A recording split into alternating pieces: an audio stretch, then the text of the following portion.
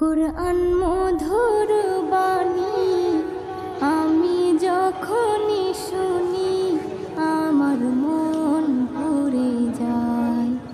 কুরআন মধুর বাণী আমি যখনই শুনি আমার মন ভরে যায়। শোনো মুমিন মুসলমান, পড়ে দেখো না কুরআন, কত শান্তি পাওয়া যায়। কুরআন মধুর বাণী, প্রতিটি হরফে 10 নেকি আছে, আমলে জমা হয়। প্রতিটি হরফে 10 নেকি আছে, আমলে জমা হয়।